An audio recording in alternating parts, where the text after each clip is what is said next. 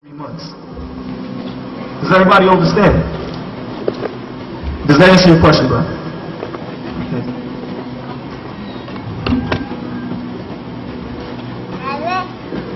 Pertaining to that, 1999, January, it's starting to circulate information that people should not be in the cities. I mean, it was before that certain things were going to happen in the year 2000 in the cities, but I've heard that starting January 1999 that things are going to start happening. People should not be in the cities. That's correct. So what is this about? What is it? Red dogs or something like that? What could you explain that? Okay, that's two. Okay, we'll do our best. Let's address the first part of your question. The reality is, no, we shouldn't still be out there. This is why TaMaRe told everyone to move south, told us all to gather, to come to this land, TaMaRe, to build a land so we have a place to go. But so many people took their time in doing so. So now here we are, we're running out of time, or as we used to say, the hourglass is almost empty. You understand? And we're running out of time. And he's doing everything in his power to make sure that people have a place to come. And all he asks of us is that we simply do what he tells us. You see, about a week ago he explained to everyone the people that are going to suffer are those people that are living week to week, or month to month, or year to year. He explained to us that it's important that we begin to make sure we're living day by day. He said, go out and sell something. Legally, of course, for those who, so you don't want to say we sell drugs, but go out and sell something, whether it's our doctrine if you're with us, or become a vendor, or something where you're able to live day by day and survive. An example of this was a few weeks ago when the stock market crashed 500 points one day and 400 points another day. That didn't affect most of us sitting here, correct? Did it affect anybody sitting here? Why? Because you're living day to day, or week to week, and the people that it was affecting are those stockbrokers, people on Wall Street that are living year to year, the investors they call themselves. Overstood? Go ahead. Is that including Atlanta City too? Well, it's important for us to be living where we are here, right now, under this clear sky, under the sun, without all the distractions of the outside world, the loud noises, with ambulance sirens, the gunshots, AIDS, airborne viruses. Nowadays you walk, you go to the city, you go home, next you have a cold. You can't figure out where it came from. There's all type of bacteria and things that they're releasing into the atmosphere. So it's more than just saying we need to be out here insofar as the year 2000 or 1999 shutdown. We need to be out here insofar as our health. We need to be out here walking and drinking water from underground and not water from a faucet. In yesterday's Atlanta Constitution, they're talking about how the water in Atlanta is poison. How many people read it? How many people got the Sunday paper today? So these are the things that our teacher, TaMaRe, our Pharaoh, our deity in this day and time, has been telling us for years. We as a people are not paying attention to the media. We're not watching the news. We're not reading the newspaper. We're so caught up in the mundane things of who has better clothing, whose shoes look good, and who got a haircut. We're missing the big picture. You understand? And this is what we have to start focusing on. We have to come out here. Now, if you don't mind, you can answer the second part of your question. I heard something about Red Dogs. What is that? The Red Dogs is an organization that, you have what's called the Federal Emergency Management Agency. And you have what are called certain executive orders that can be instituted. Again, this is explained in the book for those who want to get the book so you can get a better understanding of the year 2000 and what to expect. There's certain executive orders that the president has the ability to implement when a national emergency takes place. The Red Dogs is a branch of FEMA that can come in, shut a city down like Atlanta, go around smashing people and doing with you what they want. Now, it's very easy for us sitting here today to say, they're not going to do that to me because I'm big and bad, but that sounds good. However, these guys are trained to come in and wreak havoc and put it back under what they refer to as martial law. This is all a part of their plot. Our only hope is to come out here and build for ourselves, something that we'll have that'll be worth defending. You can't defend our little apartments in Atlanta or Marietta or Augusta or Macon or wherever we live in today.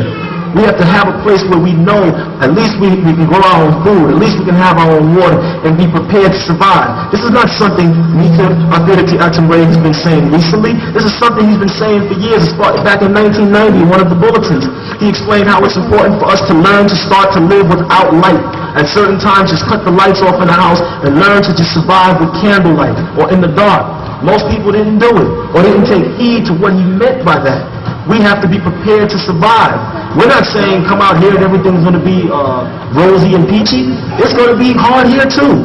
But we'll be able to survive because we're preparing. He's preparing us now mentally as well as physically.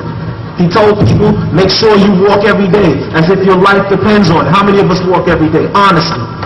You understand? We should all be walking because you don't know when it's going to take place. You don't know what you might have to do. You might have to grab a child and run. And it may not be your child. You understand? We might have to run miles. You don't know. So it's important that we be physically as well as mentally fit. These are things he's been telling us. But our problem is, as a people, we like to wait till the last moment. And by that time, it's usually what? Everybody? Too late. Does that answer your question? To the scanners that they be scanning food with, is it true that they carry a certain amount of radiation that they scan the food with? Well, there's a certain amount of radiation in just about everything today.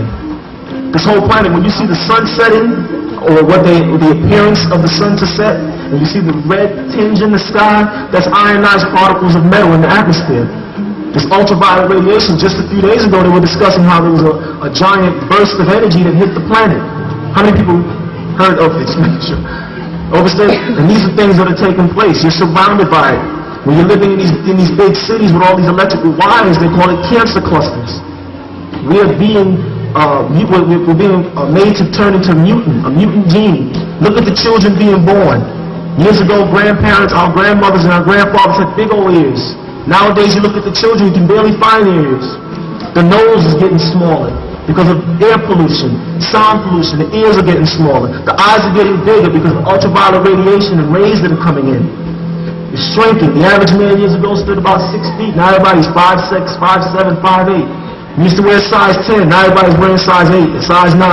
Something is taking place to the human species as a whole. We're not talking about black and white thing, not that crap. We're talking about survival. Understood? And this is the day and time we're in. Okay?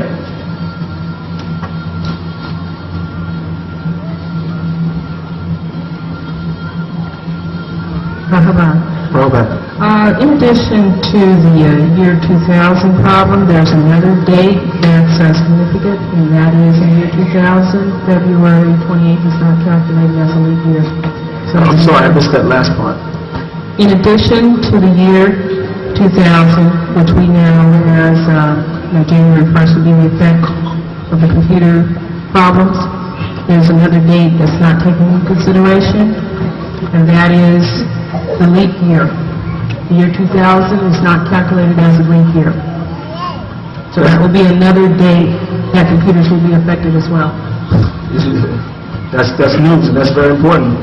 It's great that you brought that to our attention. That's something most of us didn't even know about or didn't realize. Yeah, there was a seminar that was held on September 29th that a few colleagues and myself attended, where they went into a lot of in-depth issues that would be happening starting January 1st. Well, if you can get some of that information and perhaps email it to us so we can get it, get it to the public for those who need that to motivate them. Okay? Any other questions?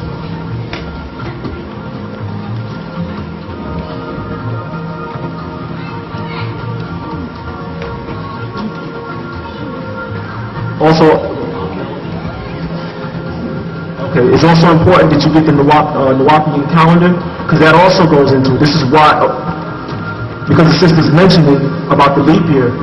In the NWPU calendar, as well as the book, the NWPU Teacher's Guide, Nita Authority TaMaRe explains in there why it was important that the ancient ones gave us a new time system, gave us a new time system through him. Because it was impossible for us to log true time as long as we were going off of their calendar.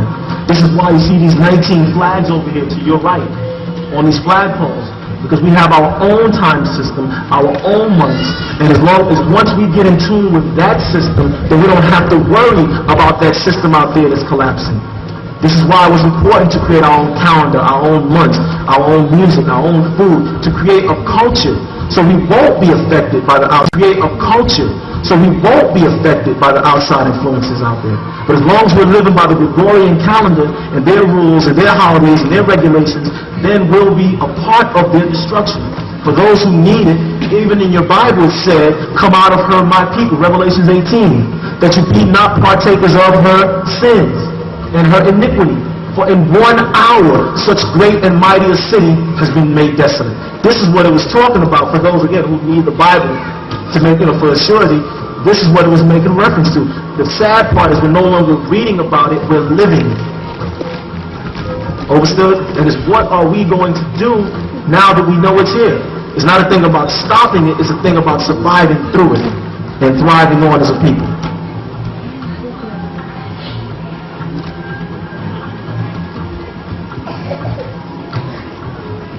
The computer shutdown, will that be a advanced reason for like extraterrestrial involvement? Extraterrestrial involvement has already been. Extraterrestrials have been on this planet for millions of years. It was extraterrestrials who were responsible for breeding you and I.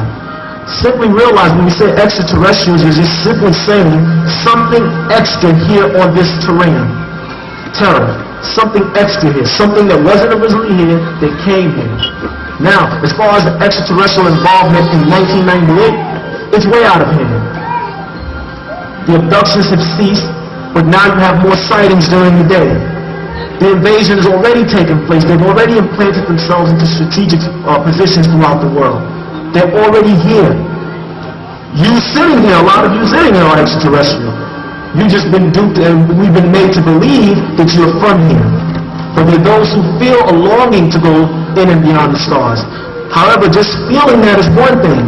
Doing the things that are necessary to be deemed worthy and respected by the beings, the ancient ones, or the Mutiru, or the Anutu, or the Anunnaki, that's the problem that we're having. Understood? So extraterrestrials are already here. They've made deals with this government as far back as the 1940s. Understood? They've already been involved. They dealt with Hitler. They were the ones giving him the technology that Germany had during World War I and II. Understood? Extraterrestrials are already here. The invasion has already taken place. For those who want to accept it. Because some of you are new here. In no way, form, or fashion are we telling you that you must accept that we accept the existence of extraterrestrials. What we're saying to you is at least take the time and go and do some research. And ask yourself questions. Why are certain things the way they are? If you're a religious person and you say you believe in a God who sits up in a place called heaven, then ask yourself, where is this heaven? And if you say up there, then up there means outer space, because everything outside of this atmosphere is referred to as outer space. And if you believe that he had a son, whether it was Jesus, Moses, Muhammad, or whatever religion, Confucius, Buddhism, if you believe that he had a son who came here to guide you, and that son came from him, then that son would have been an extraterrestrial. Nothing spooky. Do some research. Okay? Any other questions?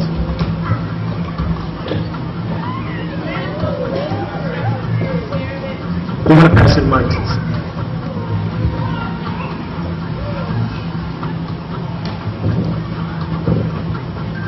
Is the planet itself supposed to be some type of environmental experiment?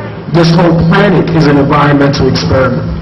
See, the mistake that religion, or not the mistake, but the problem that with religion is that it convinced us that we're living on a planet called Earth, when the reality is that we're living in a biosphere, an aquatic biosphere, an atmosphere of water.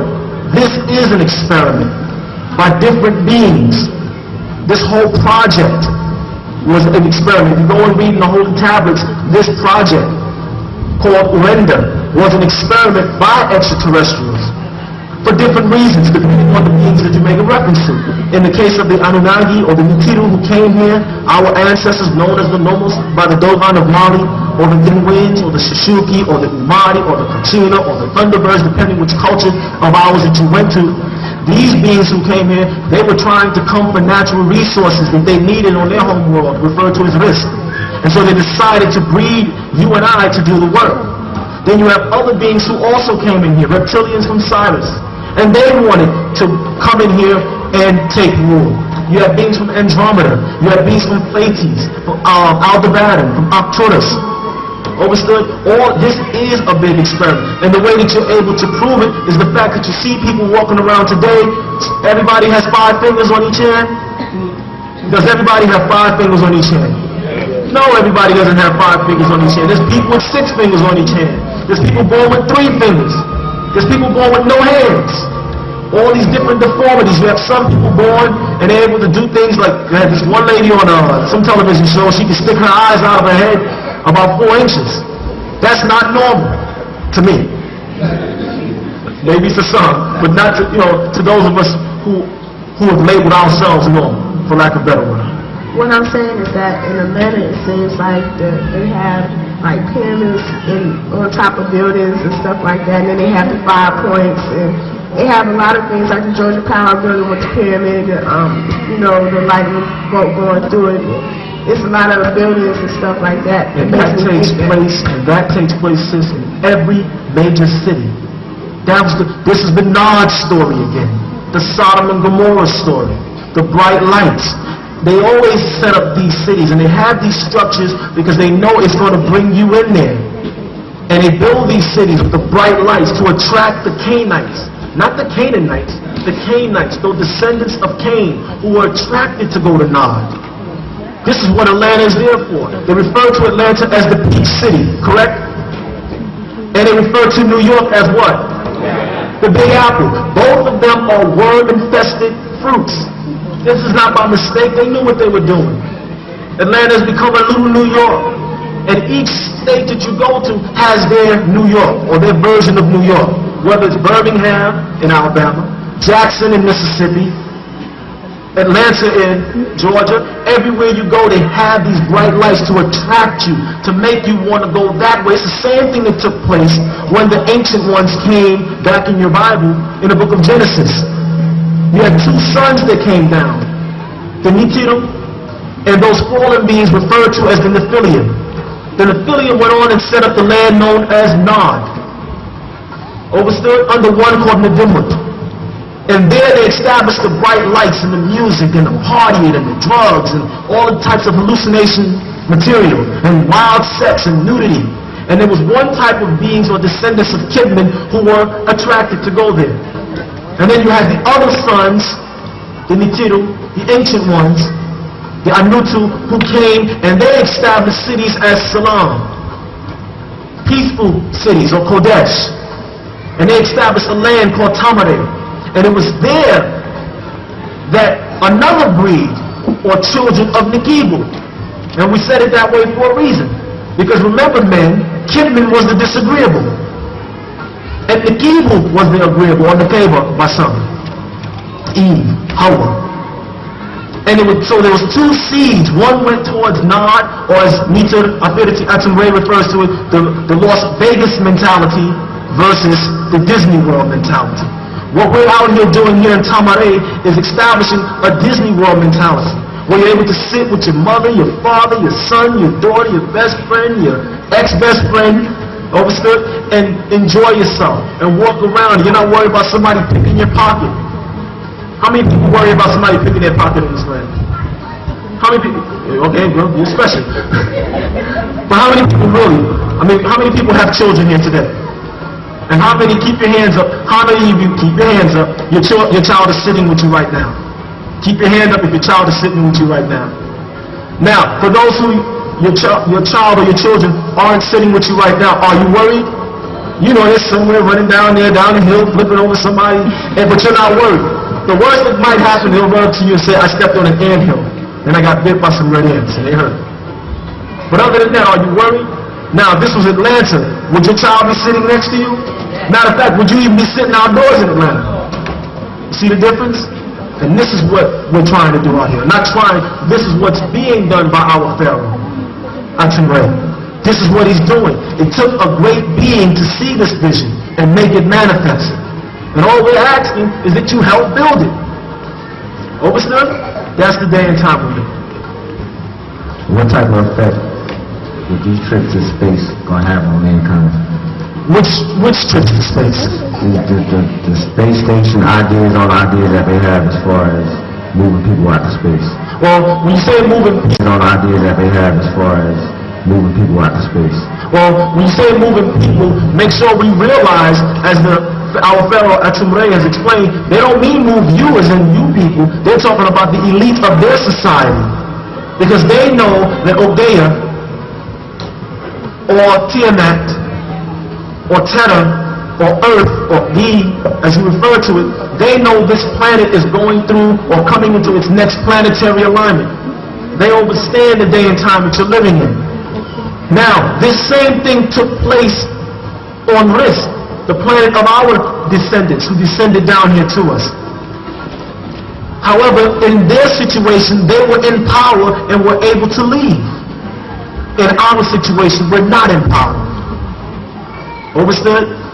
These people, or these NASA and them who are launching into space, the first problem is they really can't escape.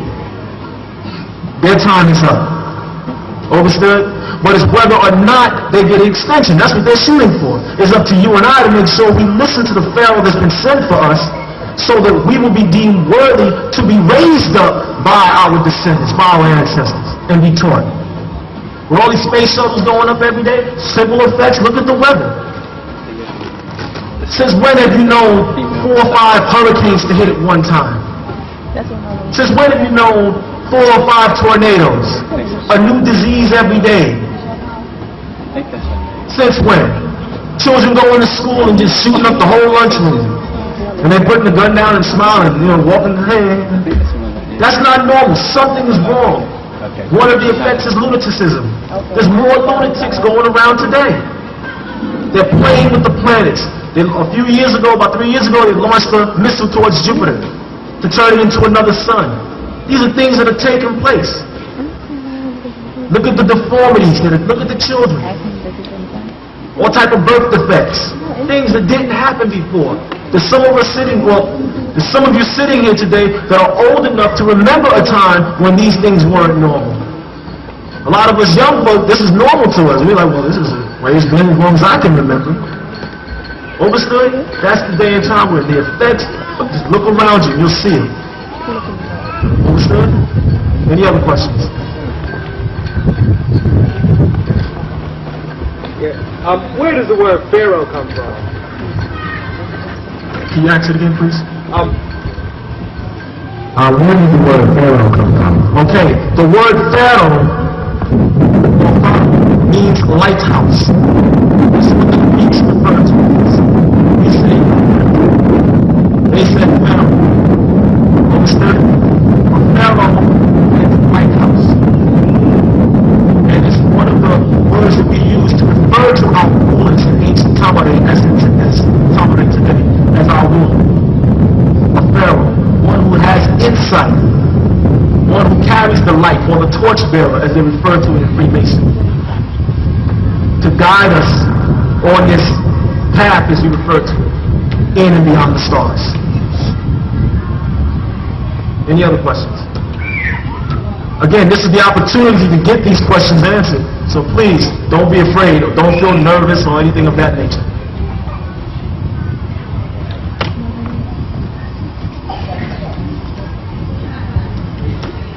How you doing, brother? I got somewhat, it may sound stupid, but I had this vision that we were able to produce like an electromagnetic field around our bodies. And I'd like to ask the question, how powerful are our visions? How powerful are your visions? Yeah. Your visions are as powerful as this. As a man thinketh, so is he. Anything you can imagine is possible. Whether or not we're disciplined enough to manifest those things, now that's the next question. Understood? Sometimes you have dreams where you say you're flying around. That is because the real you is able to do those things. But here you're now out of tune with your environment, with your culture, with your diet. Everything's out of whack, so you're no longer able to do those things at this time. Okay? Understood.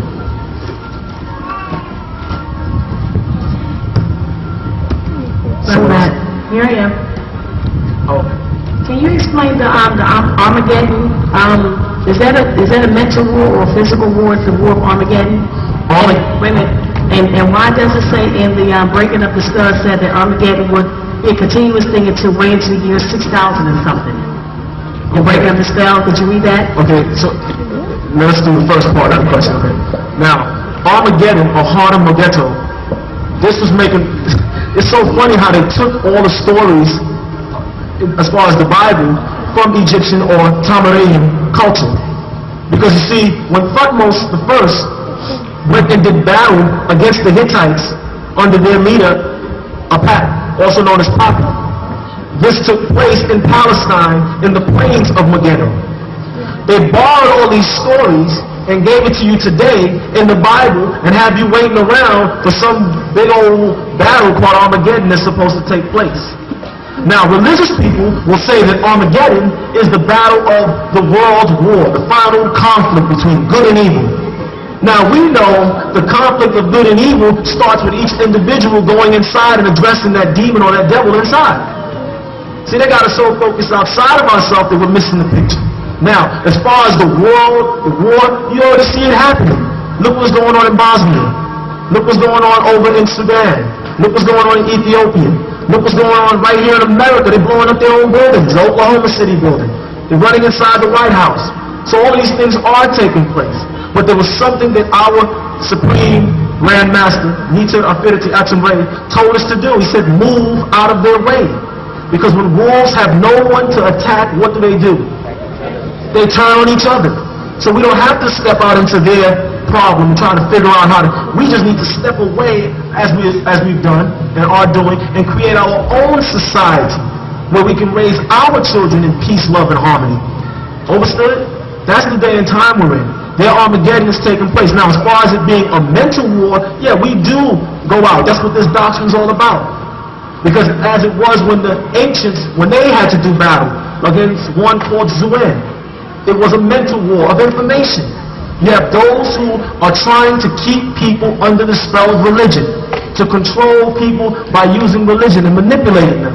And then you have those under the sacred one, Nita Affinity TaMaRe, that are going out, or are supposed to be going out, to break this spell of ignorance and get people to stop ignoring the facts. Understood? Okay, now the second part of your question.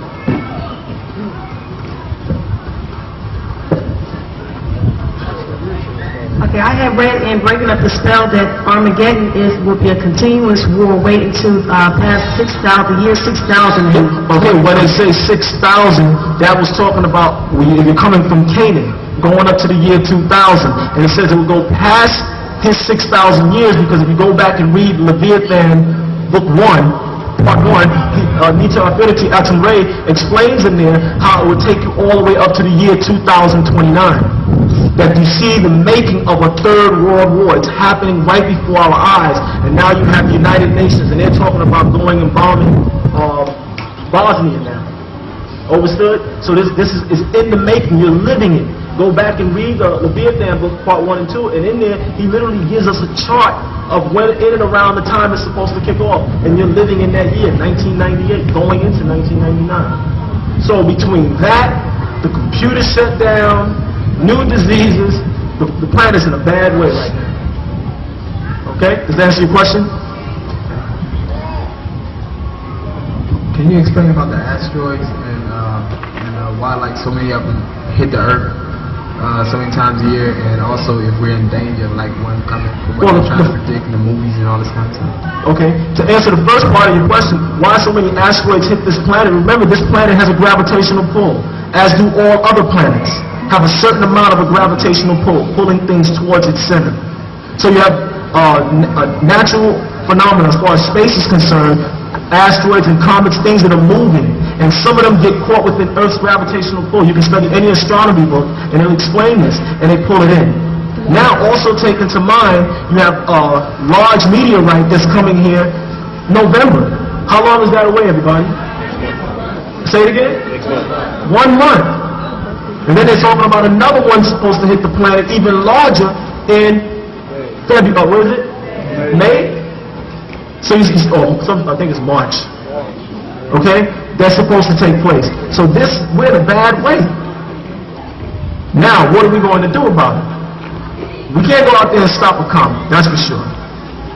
Well, I can't. I mean, there's always someone in the crowd who thinks they can. I have to stop it, just put me out there. However, the reality is this is why we gather. This is why people are told to join the ancient mystic order of Melchizedek.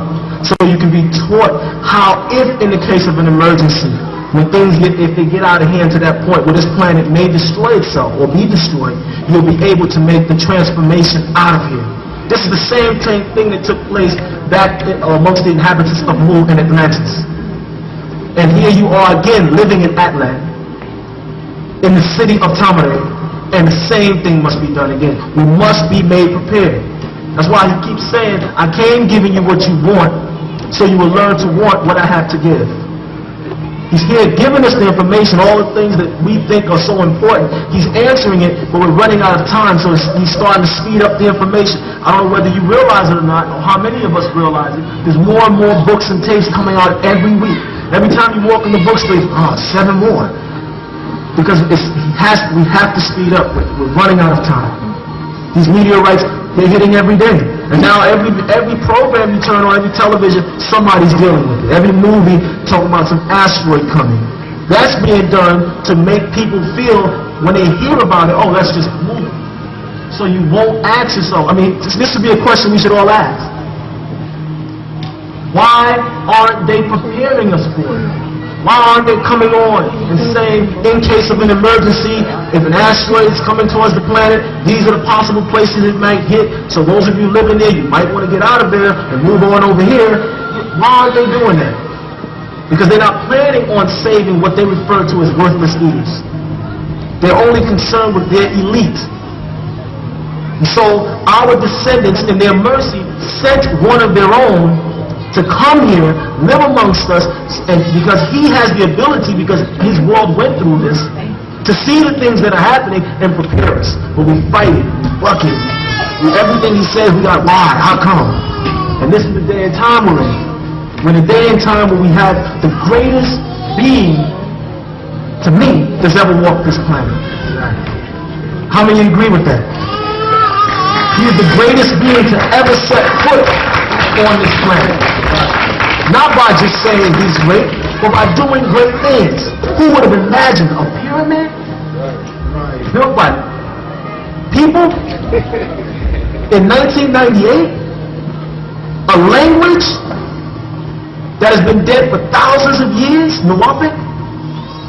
A dress, a culture, music, who would have imagined this?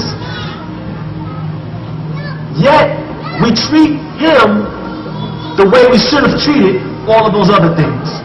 When we're in church, everything the preacher say, amen, hallelujah, praise the Lord, go ahead, all right, that's my brother, I love him, right?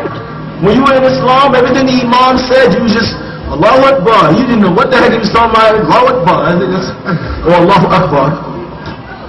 When you were in the Hebrew Israelites, whatever people were in, you didn't have a problem listening to them.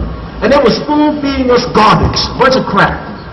But now we have one amongst us who's given us more information than we could have ever thought of. And we treat him the way we should have treated them. He's the gem, and we're treating the gem the way we should have treated the 10-karat gold.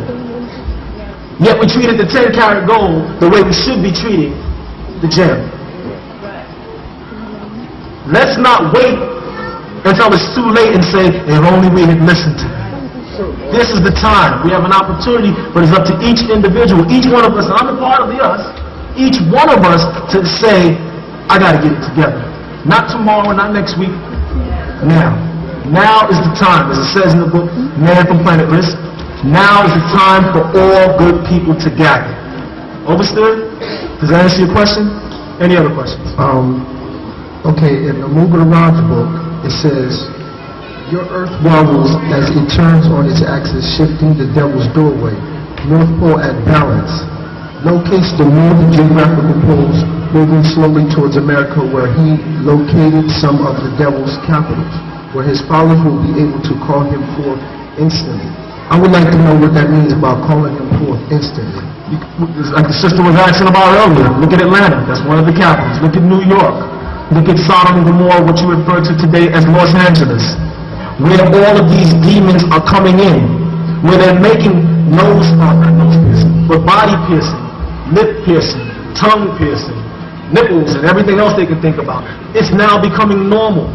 So that these beings, these fallen beings, can come here and dwell amongst you, and now you won't even know. Because you're thinking, oh, that's just some punk rock, or that's just a style. When what they're not telling you is that there are races of beings that do look like that on their world and are coming here.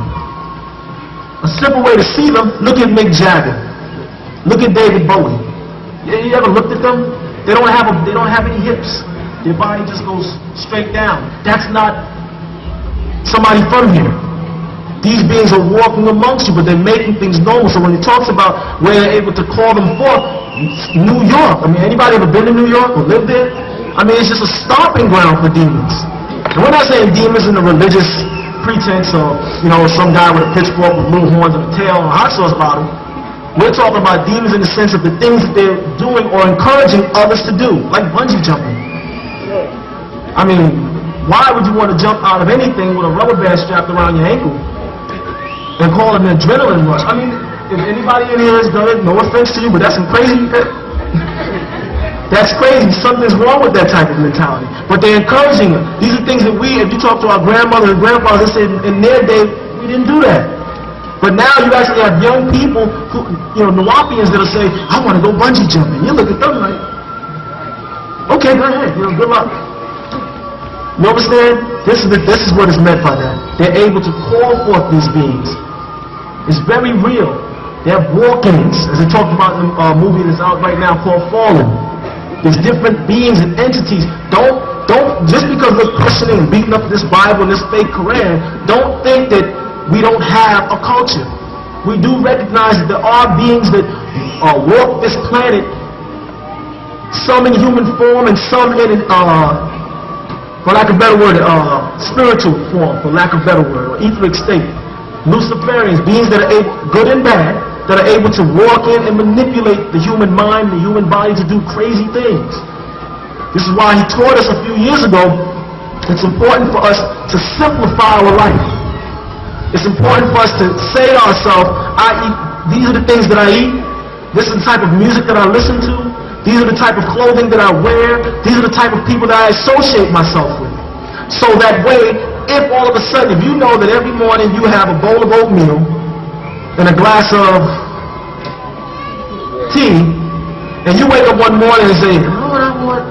I want a sunny side up egg with some, that's not you. That's somebody else's thought. And with each new thing that you introduce into your life, you're activating a different part of your genetic.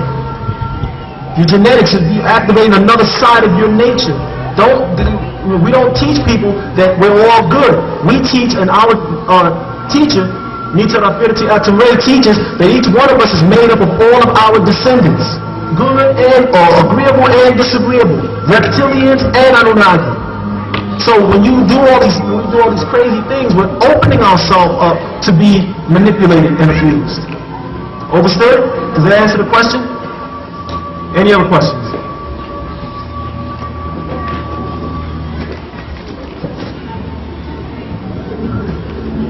In the Holy TaMaRe, chapter 6, page 634,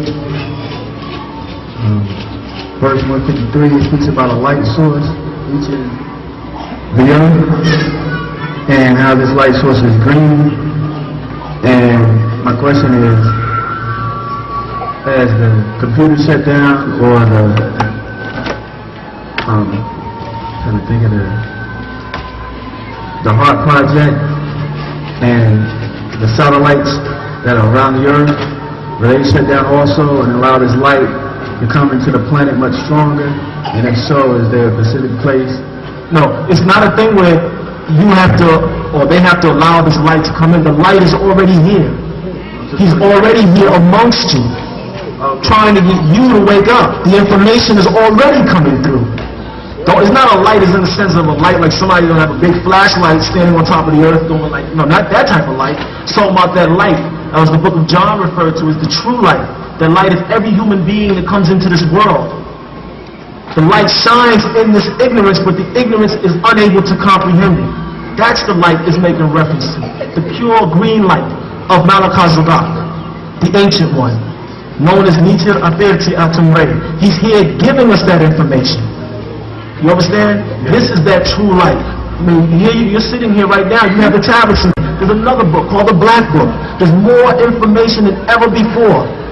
So those of you in Ohm, there's different things you come up now, you're going through, you say, wow, didn't know it was ever going to reach this point. And there's more.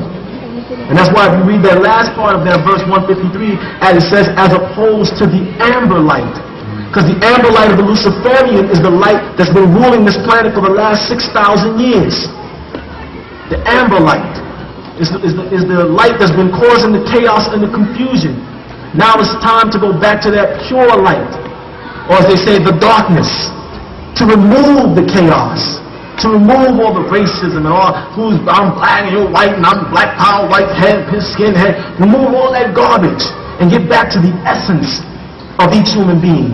Get back to El Kulum, to take us on to Kulum, to go from the all back to all in all, to get away from all the chaos of wars and people killing each other. That's what he's here to give us. But it's such a difficult job, as he said time and time again, to try to teach human beings of things that they may not have seen yet. So we doubt so easily. Overstood? Go ahead. All right.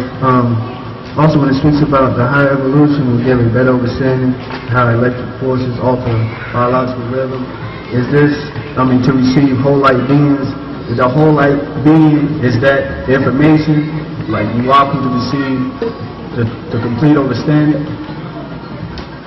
To answer it simply, the whole light beings, if you go back and read the very first, matter of fact, let's read it.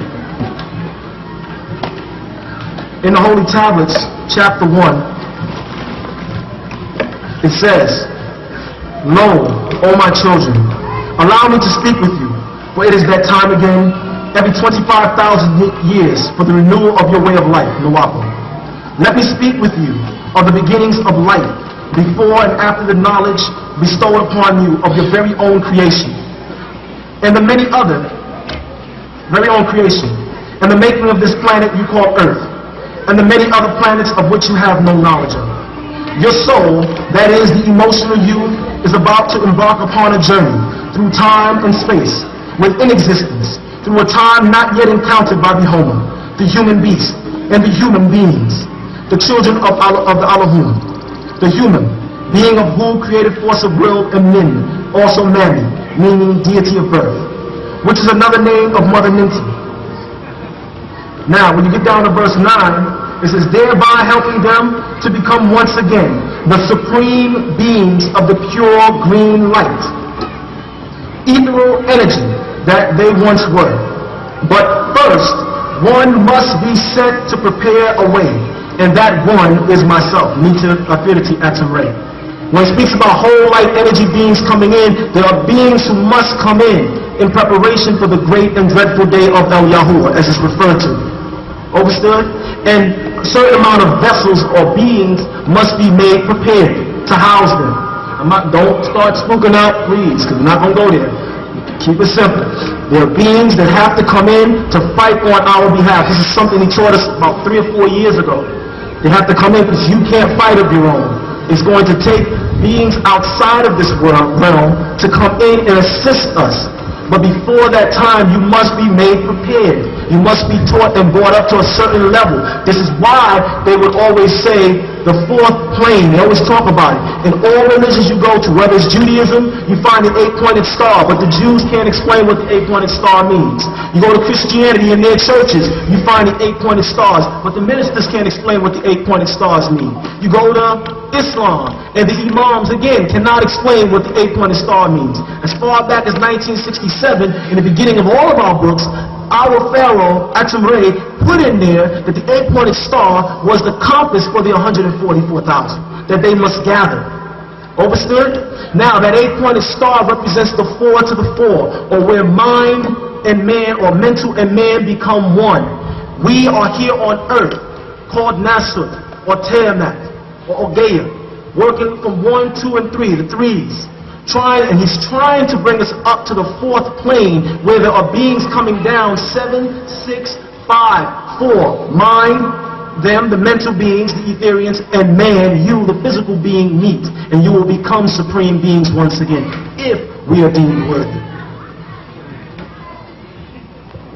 So that refers to the awareness of an awareness that's in extraterrestrials in our midst. It speaks about the only thing is needed is 144,000 to make the connection. That's right. That's talking about when you say awareness of the awareness, simply means we have to be made aware that there is another side of you, a deity in all of us that must be brought forth. But the problem with bringing it forth that our Pharaoh TaMaRe is having is that we are so caught up on being this fictitious us that we've developed.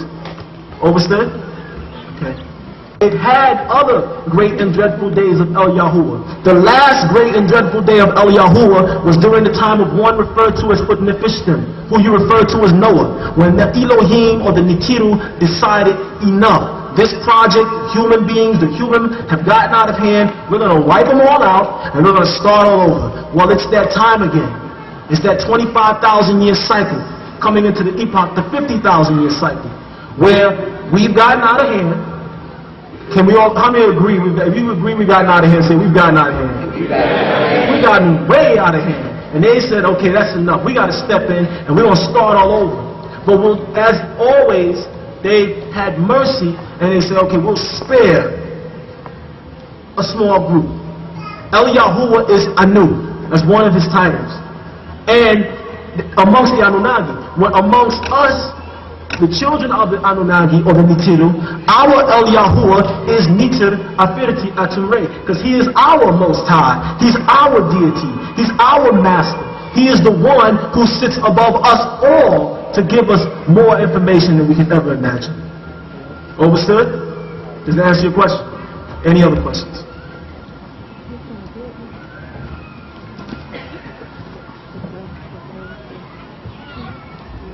With him being sent every 25,000 years, is that they already know that it's going to get way out of hand, and so he's coming, he's already, since he knows he's going to be sent, are they sending, you see what I'm saying? No, I don't. Like, I'm not trying to be funny. I know, like he's already said that somebody is sent every 25,000 years, so that's to say every 25,000 years it gets to a point where it's way out of hand and somebody has to be sent to reclaim. No, what it's saying is, okay, yes, I would say the other way. But what it means is not so much as just getting out of hand, it's a planetary alignment. It's something that takes place every 25,000 years. It took us this long that we've fallen so far away that it was necessary for him to come. But as he explained a couple of weeks ago, if we don't get it together now, never before in the history of this planet has this much information been given to one group of people, human beings, at one time. If we can't get it together now, then there's no hope. I mean, he's walked us through every school, all types of information, science, cloning. He has doctors amazed. He has lawyers trying to figure it out. Everybody's wondering, how does this man do it? How does he know all these things? Overstood? That's what it's talking about. Now, 25,000 years from now, we don't know what this planet's going to be going through. But it's our time again. It's coming into, we're in the sun cycle. We have to come on back and take back rulership. Because this planet's out of hand. When I say we should be making reference to Mother Nature or Mater Niter. Because as men, we messed up the planet. We have to take it back to an androgynous society where women are put in charge, or matriarchal society, they also refer to it as. Overstood? That's the day and time we're in. So he's given us information to try to raise us up, but again, it's a difficult task. So we have to help him by helping ourselves, by doing the simple things that he's asking of us. That's only for our betterment. Nothing he's asking us or nothing he's putting in the books is to make him anything that he isn't already. He's already a supreme being. Any question we can think about, he's already thought of it and answered it. Overstood? That's the day and time we're in. Does that answer your question? Okay. Any other questions? Yes, what time or how long ago when women were gods before the gene of man, or before they split and brought forth man? Hundreds of thousands of years ago. Now, we're saying that you must recognize when you say time, because they don't mess up the calendars, whether it's Gregorian or Islamic or the different Egyptian dynasties as they would have it, or the Greek calendar or the Roman calendar or the Phoenician calendar, hundreds of thousands of years, depending on whose calendar you go to, that time can change. Go ahead. Okay, like in referring to the planet Om and it exploding and producing the other galaxies, I was trying to take it, was it back in that period of time, with that solar system, the sun side, or after this? I'm not sure.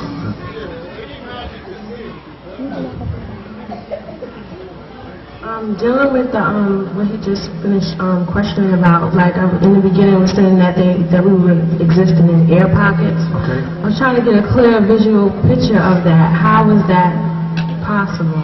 See, the key word that you used in there was, you said, I'm trying to get a clearer visual picture.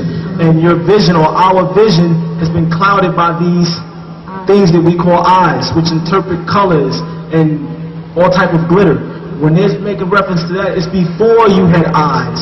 It's before you had a nose and a physical composition, when you existed as an Etherian. But you could how could you describe it as air pockets? That's something that we can refer to as, so for us to understand what it was. You know what I'm saying? How could you refer to it? Like air pockets. When you say air pockets, I get a visual of an air pocket. So I'm trying to get a clearer mental vision of how it existed at that time, not, more so than just air pockets. Okay, and the reason air pockets was used is because it's something you can relate to. This is a problem that Nietzsche Authority TaMaRe has had for years. He said he's trying to teach people of things that, and these people live here, we live here on earth, so everything he's teaching us, he has to try to give us something that we can relate to. You understand? So if he says air pockets, if he took us any further than that, we'd say, what is that? Because it'd be taking you outside of this planet's physical existence. It's the same type of question we asked him one day. We said, are there trees in Ilium? And he said, yes. But he said, but they don't look like these. And we said, so what does it look like? He said, they look like these. Because there's nothing here on this planet that he would be able to give us that we can say, oh, you understand? This is, again, these are things that we'll learn about. This is why the Black Book, I haven't read it, but he said it's coming out to give us more information. But again, with each thing he's giving us, he has to give us information of things we can relate to. So we'll be able to say, oh, that's what it meant. Understood? All right. What's the difference between dissipation and expansion? Dealing with, us once we let go of this. Dissipation and expansion. Anybody have a dictionary? No, I'm just joking. Expansion simply means religion teaches us, and our Pharaoh TaMaRe addressed it this way. Religion teaches us that when you die, you go to heaven. Correct? The ancients, or the Nichiru, the ancient ones, they taught and they knew, as we are taught and we know today, that when one died or ceased to breathe physically, your essence expanded back into the universe, to its respective place, as a part of the universe, or a part of all, they would say. Now, dissipation means to eliminate or remove something. When you die physically, your physical body dissipates or decomposes back into the soil. That's the physical manifestation of you. The etheric manifestation of us goes back into the universe. Isn't that like expansion then? Yes, but one is going into a form that's not tangible by your and my definition of things that are tangible, and one is going back into a form of something that we refer to as tangible, the soil. Understood? Two different states of existence. Any other questions?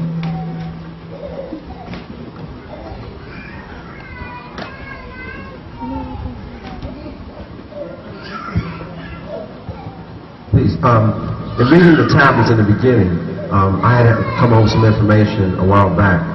he talked about an experiment that happened in Philadelphia where some scientists had a theory by Einstein where they tried to teleport this ship. And in doing so, there were two gentlemen on the ship who jumped overboard and they happened to land elsewhere, somewhere in New York. And it talked about the biorhythms of these two individuals.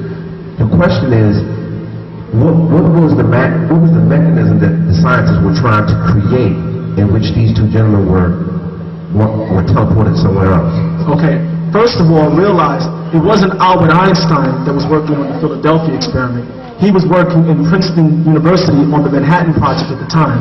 The scientist that was involved in the Philadelphia experiment was a man named Nikola Tesla. He was the one that also worked with other scientists like von Neumann, etc., Schrödinger. Now, the experiment was an invisibility project, because remember at the time America was in a war, and they were trying to work on being able to make their ships invisible to the enemy. Now, the scientists that they called together were the top physicists and mathematicians on the planet at the time, the Germans, keeping in mind that these are the same Germans that were dealing with these beings from Aldebaran and Plates, that were giving them information. Now, first they made a dry run, or a run where they made the ship disappear with no crew members on it. They didn't have a problem. The problem only took place August 12th of 1943 because that was the Earth's birthday. That was when the Earth peaked its biorhythm, because the Earth is also a living entity, though religion doesn't want to deal with that. Where we're standing, or sitting right now, is a living, breathing entity that hurts, that cries, that goes through all the same things you and I go through. That's why it's called Mater Nita, or Mother Nature. Living, a living being. Overstood? Now, the Earth's birthday was August 12th at that time. When this experiment took place, it locked, or what's called locked in hyperspace. Meaning if you went from 1943, where they disappeared, and they popped back up in 1983, overstood? That 40 years, time locked. Now, the proof of time locking is they'll say nothing new under the sun. Since that time, all we're doing, we don't make any new music, we just redo other people's music. We don't make any new clothing styles, we just bring back old styles. Everything has locked itself. And it takes one to come amongst us to take us up out of that locked space, that locked time. Beings have to come in. Overstood? And this is what's taking place. Continue the question, more into it. Well, another thing that I was kind of baffled with is I'm trying to understand when he talks about light speed, and that we live, which is called, we live day to day, or we can think about yesterday, or we can think about the future, whereas the Anu is, their time is now. And I'm trying to understand how the difference in terms of light speed, because he deals with a lot of like 56 trillion years ago and things. I'm trying to, as the young lady said, trying to understand or visualize the time speed or our time opposed to their time. Okay, the problem with our time is influenced by society. If you were living in a village somewhere in Africa, your interpretation of time would be different. Because over there, they're not necessarily working off of a clock, or a literal watch with digital or the hands moving. Overstood? They may be dealing off the appearance of the sun and the disappearance of the sun. Overstood? Now, the Anunnaki, or the Nibiru, the ancient ones, their time system is based on real time, on Earth's birth time, or the ancient beings of TaMaRe referred to it as melodic. Because their time then was based upon the Nile River, which is what we also call true time. Overstood? Now, your time today, everything again is based on society. Some people's time, some people's day starts at 5 in the morning, if that's when they have to be to work. Others, your day may end at 5 in the morning, because that's the time you're coming from work. There are those who sleep during the day because they work at night, and there's those who work during the day and sleep at night. So that in itself is a problem. Overstood? Again, so our time, or the Nawapian nation of Moors, our time is based on our calendar. This is why you have to give us a calendar. You have to give us a time. Now you mentioned about past, present, and future, as opposed to the Nibiru dealing with now. Now encompasses all time. now helps us to realize or recognize that there is no such thing as past, there is no such thing as present, and there is no such thing as future. It's like the grooves of a record, but a continual spiral where it doesn't pick up and starts another line.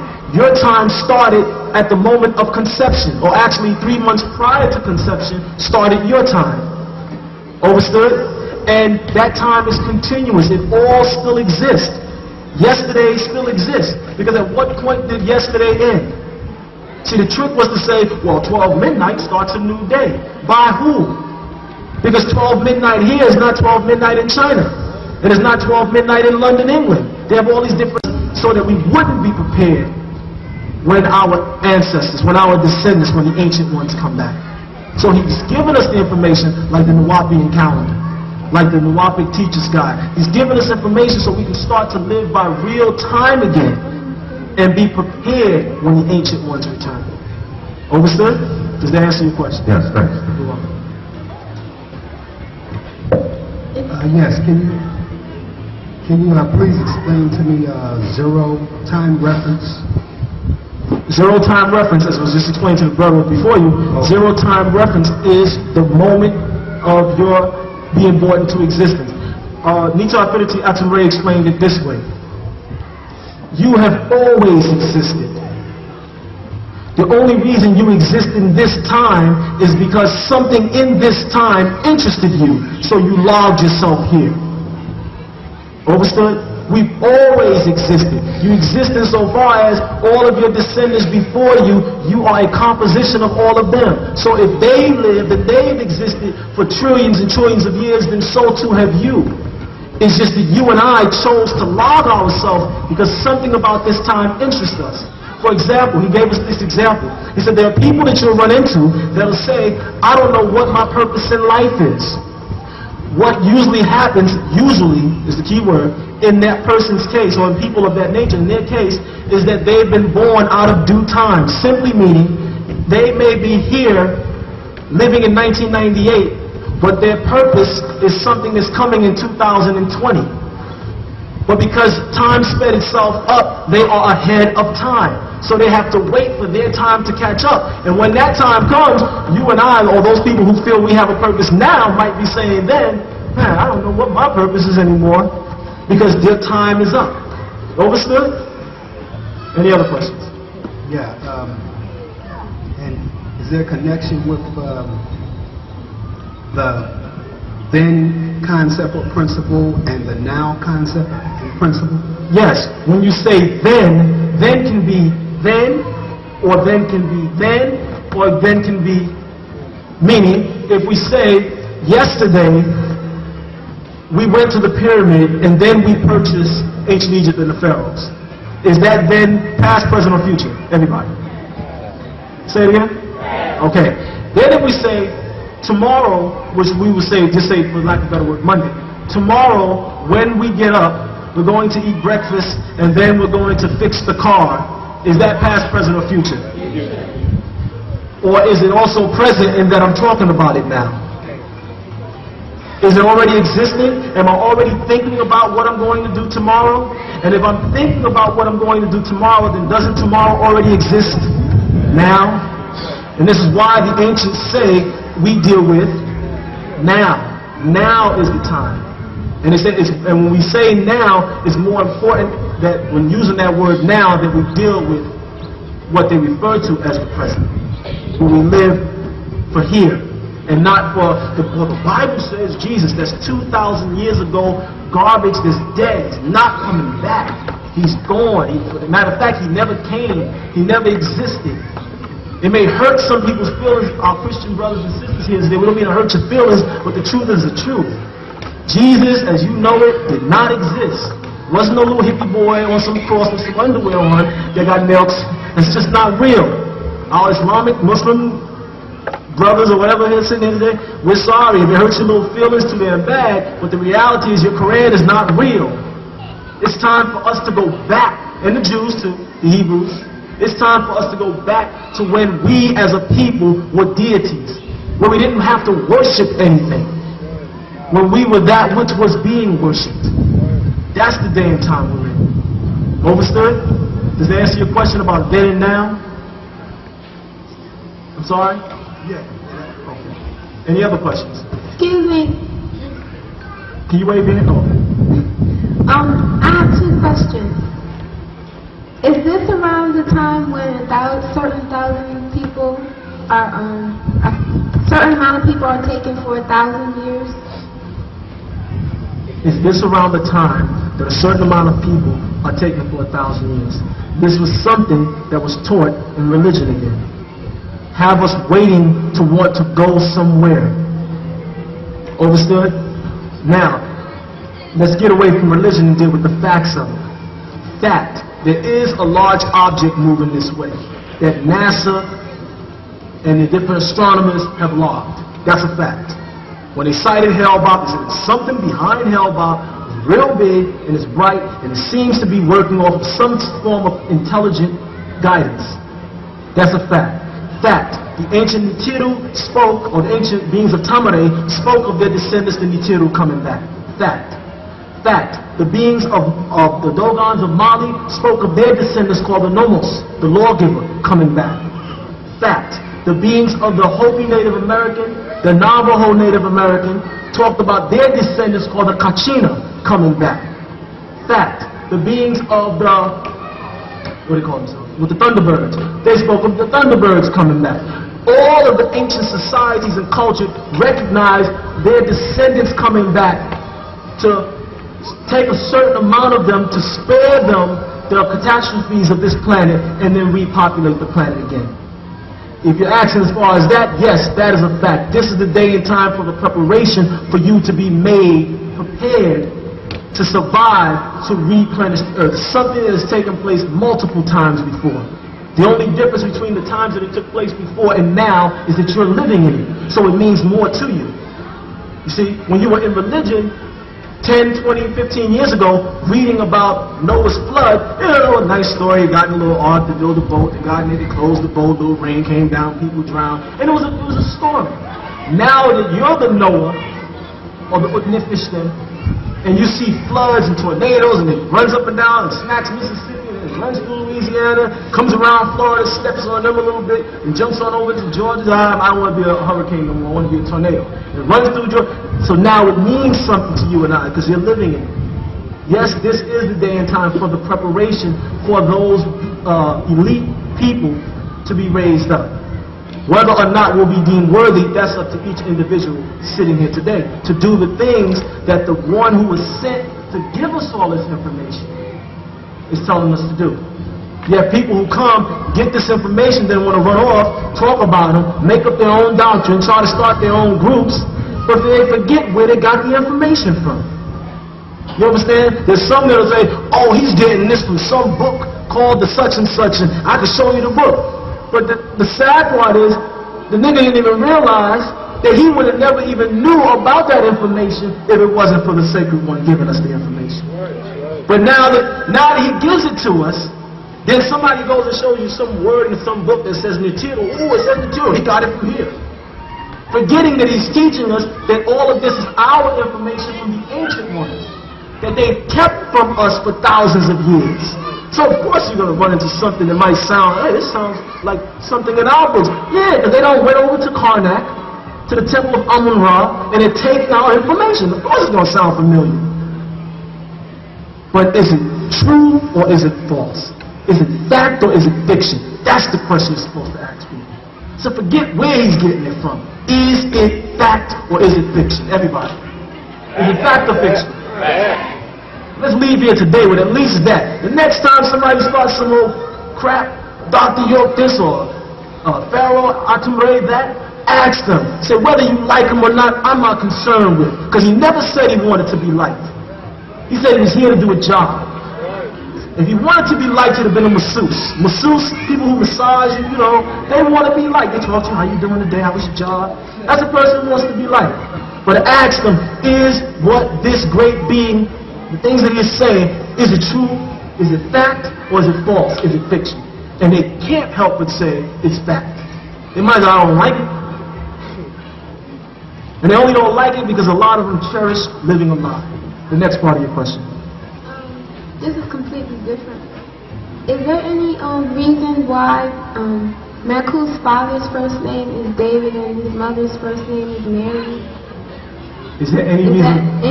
that any importance, or is that significant, or? Well, there have been many Marys, and when you say David, the beloved, these are all, you're talking about from the book, Let's Set the Record Straight, correct? This was, again, when he was trying to take us towards getting our indigenous status. And all these documents and the information that was being put forth was necessary to help us get that status. Understood? Because he is the one that was expected to come.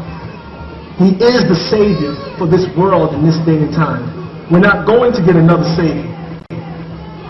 Understood? So all of those names, yes, they're very significant insofar as he is the one we've been expecting. And now that he's here, people are looking for somebody else. Understood? He's here with us right now. Understood? Again, he did explain, however, at this time we can't go ahead and get our indigenous status because we as a nation of Milwaukee and Moors, we're still doing all kind of crazy stuff. So we have to move in another direction. And this is why he's telling people, come close to him, draw close, so you'll know what's going on. Understood? Does that answer your question? Any other questions? Yes, going back to the question about zero time reference, what actually occurred 3 months prior to our birth when zero time began? 3 months prior to your birth, at the base stem of the father's brain called the medulla oblongata, there's the electrical charge that's placed there. Now the ancient Nikiru said that Khanum, the molder, would place that spark there. The Sumerians said that Enki, the angel of death, known as Nadimud, would place that spark there. Understood? Now in the mother, 3 months prior to conception, she's taking in different, for lack of a better word, energies or particles into her body that's preparing her womb to house that child. Understood? So that when the sperm and the ovum meet, this child can be held. Now, in some cases, if that doesn't take place, then you have a premature birth or a self-aborted fetus where the body gets to a certain point and it's aborted. Go ahead. So when you say prior to our birth, you mean prior to the actual physical conception, or prior to the actual physical conception? You have 3 months before conception takes place, plus the 9 months or the 9 months of the gestation where you're being carried by your mother. So by the time you physically come into this realm, you're already 1 year old. But this society will tell you you're not, so they can encourage you to go ahead and have abortions and things of that nature. That's not really a child until, until they're born. Okay, any other questions? Can you tell me where I can find that information at? Is it in the tablets? Information as far as Conception. the birth ceremony. There's a book that's sold inside of the bookstore, the Pyramid Bookstore, Pyramid Mall, called The Birth Ceremony. And inside of there, he explains about that.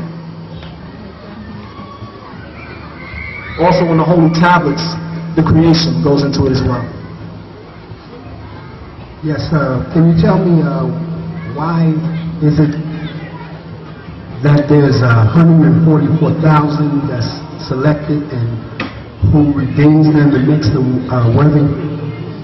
I missed the last part of the question. And who is it that redeems them and makes them worthy?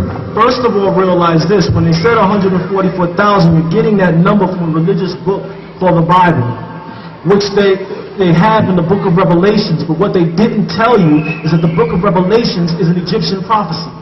The reason you know that the book of Revelations is an Egyptian prophecy is because our Pharaoh TaMaRe has explained before, is by the fact that they keep using the word Amen, or Amin, or Amun Ra. It's an Egyptian prophecy. And the ancient beings of TaMaRe, called the Nitiru, the ancient ones, or the Anunnaki, or the Anutu, these beings, when they came here, there was 144,000 of them on the craft. Religion borrowed the number, threw it in a book to further enslave us as people on this planet, because they knew that genetically that number was in your genes. Because at one time we knew this information. So they borrowed that. They ran all over to the New Testament and they threw things like the 9 spirits of the Messiah. And they knew that that would captivate you because they knew of the 9 Enad or of Dad of ancient Egypt. or ancient TaMaRe. You understand? All of these things were done because remember, the first thing he referred to, Nita Atum-Re, the first thing he referred to this is as a spell. What is a spell? Anybody? Say it. Captivity. Anybody else? What's a spell? Let's get a few of them. Come on, get involved. What's a spell? Yell it out. Don't be afraid. Formula. Trance. Somebody said what? Formula. Formula. Somebody else? A trick. Good. Loss of memory. Somebody else said what? Sleep. A spell is an enchantment. It's something that makes you not see what's really there and see things that aren't really there. Now what the heck did we mean by that? Simply, it's something that has you believing that you can't be God as a man. Let's say that. We can't be God as men and women, of course, as human beings. We can't be God, right? This is what they're teaching. Brother, you can't be God because you're a man. Then they'll say, Jesus was a man who died for your sins, but he was God. He could be God as a man, but we can't be deities as human beings. Is something not wrong with that? A spell is something that will make you say, when somebody sneezes, what do we all say? Why the heck are we saying God bless you? When you sneeze, as taught to us by Pharaoh Atum-Re, when you sneeze, your heart stops, correct? So that means God was trying to kill you. So when you sneeze, we should be saying God missed you. Because he was trying to take you out and he missed. Why are you saying God bless you? See the game they played on us? You sneeze, then they'll burst the vessel and die. God bless you. Thank you. Oh, God bless you. Little things like that. And this is the day and time. That spell of ignorance is what's plaguing us. So he's here to untangle the spell. But the part that people don't want to accept is that in order to untangle a spell, you must have one who comes that's also a master enchanter, who knows about divination. So he gave you what you wanted. He gave you Islam, he gave you Judaism, he gave us Christianity, he gave us all those things that we thought we were, and we were proud, we were stomping around, Allahu Akbar and Takbir and the whole nine. He gave you Judaism, you thought you were the Hebrew and Abraham. Now you found Abraham didn't exist. And Solomon who Ramesses. You understand? He gave us all the things we thought we wanted, because back in 1967, when he first tried to give us this pure information called NWPU, our way of life, we weren't ready for it. So he had to go back and give us religion and things that we thought we wanted. And now we're at the point, a lot of us, since we've questioned and seen the good and the bad or the crap in all of these religions, now he's saying, okay, now let me tell you about what I'm here to teach you. Now let me tell you what I've been waiting 30 years to give to you. Now let me tell you about the Nitiru. Now let me tell you about the ancient ones. Now let's talk about Amun-Ra, or Atum-Ra, or Atum-Re. Now let's talk about that. Overstood? Any other questions?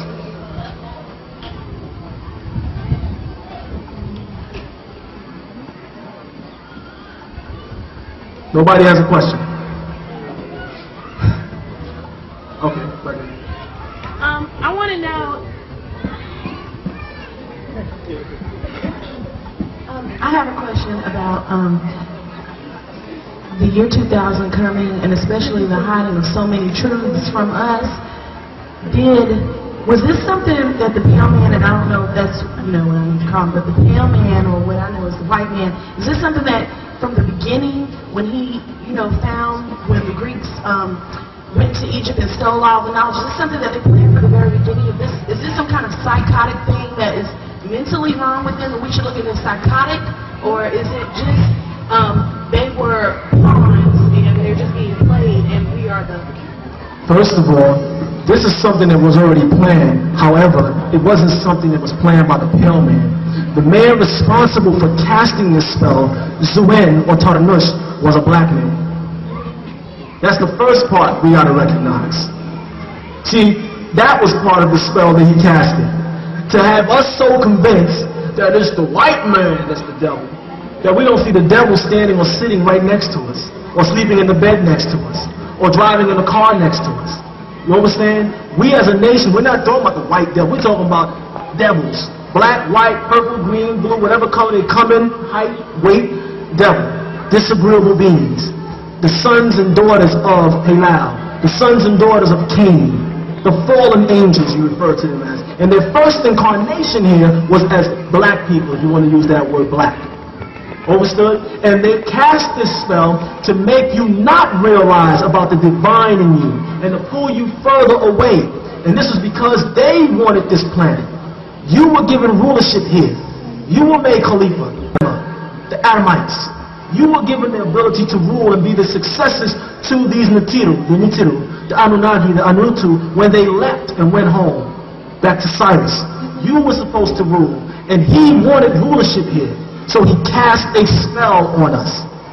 And religion is a part of that spell. Racism is a part of that spell. Genderism is a part of that spell. Oh, I'm a man and men are all right. Oh, I'm a woman and women are all right. And that keeps us fighting amongst each other. Instead of coming together and realize we all messed up right now, we might as well come together and work and fix the problem. Understood? That's the spell. When we talk about it again, it's not a white man spell. It's a spell of disagreeable beings and forces who have the ability to come in all shades and colors. And so now when you talk about psychotic, there's niggas that's psychotic. How do you know? Farrakhan gonna stand up and tell you and me he's so right, and the white man's the devil, but he's wearing a French cut suit. Does anybody see something wrong with that? Does something about that not make sense? He's the devil? Yeah, he's the devil. So take his clothes off. Well, brother, you know, see, we're living in America, and no, come on now, he's the devil, take it off, and make your own. Well, you know, we're working on, how long you gonna work your way towards it? Well, he's the devil, then start speaking his language. While you're speaking English, you call him the devil. Say devil in your language. Well, we don't have a language. Then nigga go get one. While you're busy calling him the devil, you could be getting a language. You see how they do that? They have us caught up in the wrong things. Understood, sis? No, we are concerned with breaking the spell of ignorance. Ignorance simply means ignoring the facts. And there's all types of people that choose to ignore facts in 1998. You run into them every day. So it's usually some stubborn nigga. You tell him something, well, how he know that? Well, how the hell you know it's wrong? Well, because that don't make sense to me. I never heard of it. There's a lot you never heard of. You understand? Some people never heard of a CD player. Does that mean they don't exist? Some people never heard of a telephone. There's people, the Amish, there's people that don't know about certain things. But does that mean it don't exist? And so because you never heard of it, so it's supposed to be wrong? Again, religion. Go ahead. Well, help me understand. I'm trying to understand how to forget the past maybe 1,000 years of history and the evidence that is presented towards me. Gotcha. And I know that even though I think I know what I know, that they're not the truths that I need to base my truths off of. So what am I needing to do the first thing to we need ignore to the do, history or the facts of history that's been taught to me? The first thing we need to do is realize that we're responsible for all the things that happen to us. Because they left us in a position where we were ruling. And we chose to forfeit our culture and go after everyone else's culture. We chose that. There are so-called Euro-Americans that are bringing in information for us today. But if it doesn't fall within the confines of this book, the Bible, or the book, the Quran, we don't want it. You understand? There's people writing about extraterrestrials, but we don't want to hear about that. You understand? We have to accept that we are at fault. Stop blaming everybody else and start accepting that the problems that occur as far as we're concerned is because of us. You understand? That's step one. Step two is to say, now that I've accepted that I'm at fault for the condition that I'm in, let me change it. The next step after that would be to say, do I know how to change it? And the answer is simply, no, I don't know how. So let me find someone who does. Oh, lo and behold, Pharaoh he's here. Well, this guy's written over 300 plus books, and can't nobody prove nothing he's saying wrong. He might know something. Let me check him out. And he says, well, we're going to start by giving us a culture. The first thing is, let's get some Ninja meetings. Let's get back to those naturals. Let's get the chemicals. Let's get our diet right. Let's exercise. Let's put the right clothing. Let's start dressing. Women say, oh man, why you gotta always refer to women as a, I'm not saying a word, but you know what I'm talking about, right? Then if we don't want to be referred to as that, stop acting like that. Start acting like Ninja, and then a nigga can't call you that. And if brothers say, why women gotta always call us lazy niggas, then stop being lazy and stop acting like a nigga, and you'll be respected as something better than that. Those are the steps that it's giving us the information so we can get our lives back in order. And again, up and above it all, stop blaming everyone else and accept that I'm at fault. Because this information is here. You have more books that if you started reading today, you probably never stop. You understand? There are people that say, for example, sitting here right now, that have questions in their head, but because they've been bred that, oh, there's a crowd of people, they're going to all look at me, they won't ask that question, and then they'll go home still not knowing. So whose fault is it then that they don't know? Would it be the white man? No, because you have an opportunity to say, look, ask the question and get an answer, as you're doing. And to keep questioning. That's the most important step. Keep questioning. Question everything people tell you. The same way you're questioning this doctrine, as taught by Pharaoh, TaMaRe, question everybody and make them prove themselves. And if they can't, tell them, I'll be in touch. But I'm going to go talk to the man who can answer the questions. Understood? Any other questions?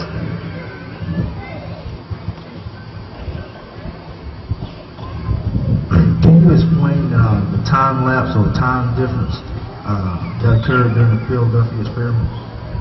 When you say explain the time lapse? Right, I was reading that there was something about a 4-year time lapse or time difference that occurred because of the Philadelphia experiment. 4 years? Right. No, it said there was an hour that was lost. And that hour that was lost is the reason why every year they have daylight savings time. One, in the summer you turn your clocks, or the spring, an hour ahead, and in the fall you turn it an hour back. This is because when one of the two sailors who was taken and sent back, Duncan, sent back, he was told, we need you to go back to 1943 to turn off the generator because time had been locked in hyperspace. Now, while they sent him back from 1983 through that time tunnel, and this is explained in the book Man from Planet Risk, on his way back through, there was some grays that were waiting in 1947 in a side tunnel, because time encompasses, a vortex encompasses all time and space simultaneously. They snatched him out and said, look, we need you to go back to that crash that just took place in what they call Roswell, New Mexico, and retrieve a thing called a shard, a crystal, because your human species is not supposed to have this technology yet. And they held him and spoke with him for 1 hour. So he lost that hour. That's what's being made reference to. And now if you go back and read it in the book and go back and read it in the Holy Tablets, you'll see it. Okay? Any other questions?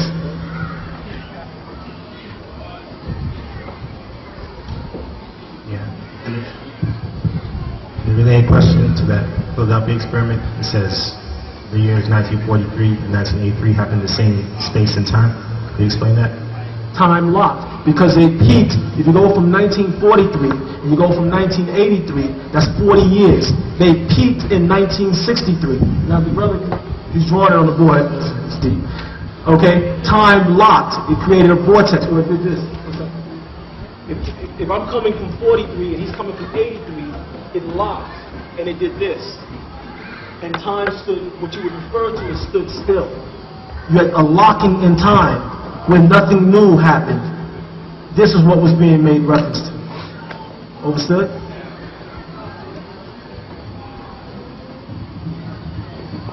Can you explain to me the flags and what they mean over there? It'd be easier for us to say, read the book, the Nawapic calendar, read the book, the Nawapian Teacher's Guide. That way you'll read it and be able to come, because we can go through each symbol and say, well, this means that. But it's easier if you read the book and then be able to come back and say, I read the book, the Nawapic calendar, and the first month, referred to as the first month, that symbol, in accordance to our Nawapian hieroglyphs, that is the letter E. or that is the letter L, or that whichever letter, or W, or M, etc. And you'll be able to, then we can walk through the information. That'd be a lot easier.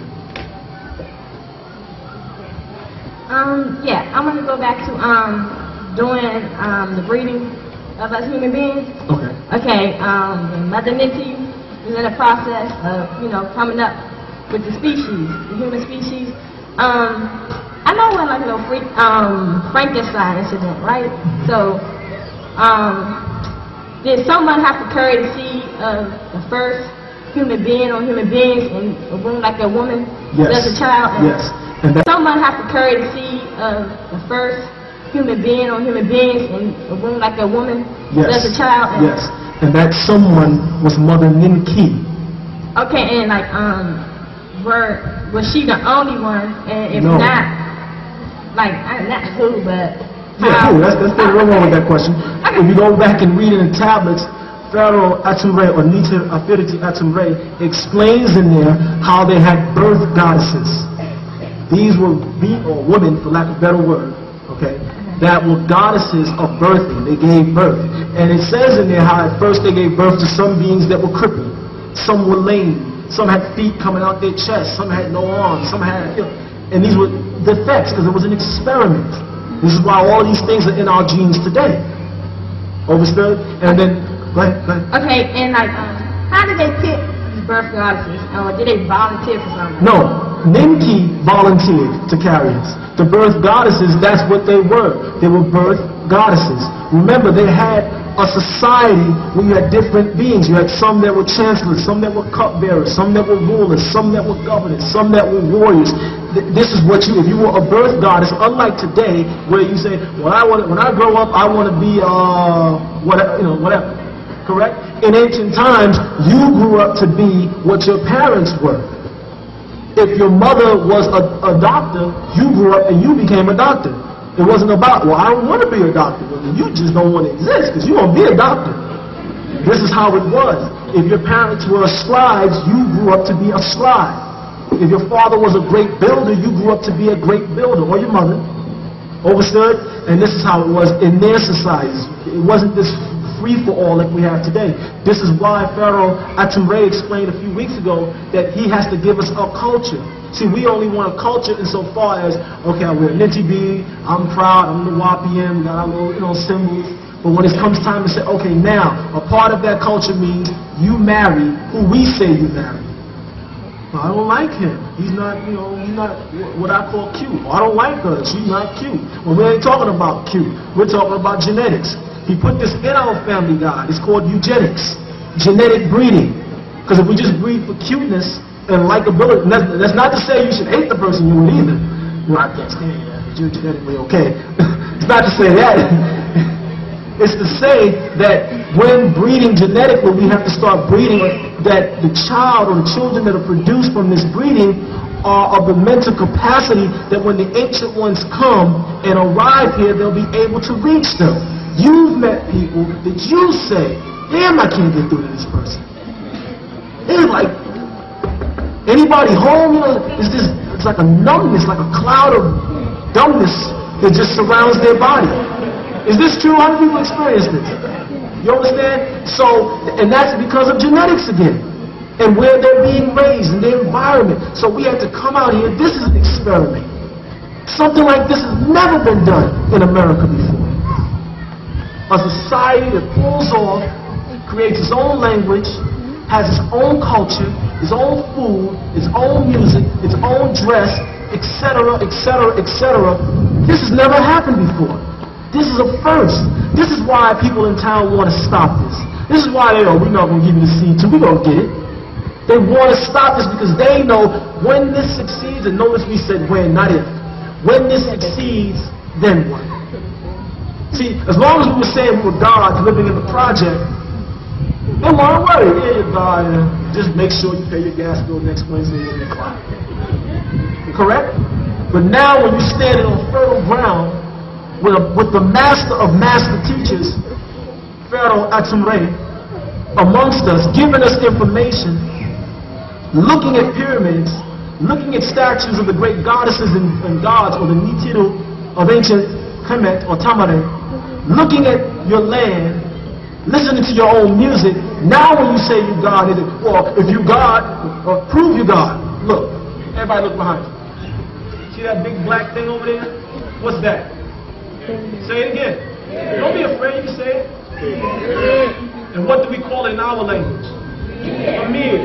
See that? How many people got their own language? Now that we have that, and you're able to look at that, and they say, well, prove you God. Just say, look, if I'm not God, if Pharaoh TaMaRe is not God, then you explain how the heck we did it. And why you haven't. If it's something that anybody could do, then, why haven't they done it yet? Overstood?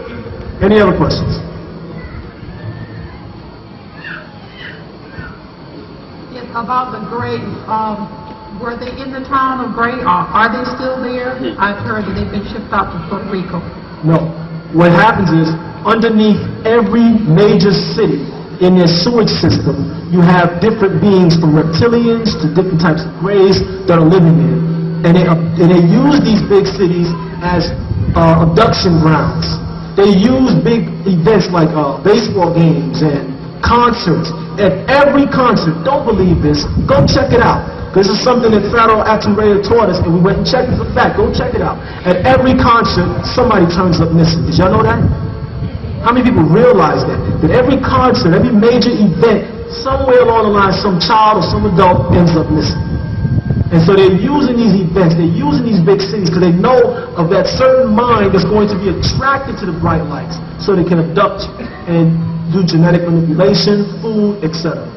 So yes, the Greys and the reptilians, they're here. Some are living underground in the sewer systems. Some are in human form walking with you and I.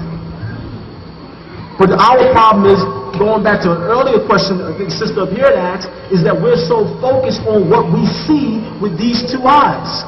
So we'll look at somebody and say, well, two hands, two legs, oh, they're a human being. Never getting into, no, I want to know about your genetics. I want to find out more. Jeffrey Dahmer, he looked like a human being. But something about his diet, something about the things that he enjoyed tasting is a little different than most of us. Say most of us because you never know. Somebody in here, you might want to eat people, but most of us don't have the desire. You don't look at your friend when you're sitting next to them on a train.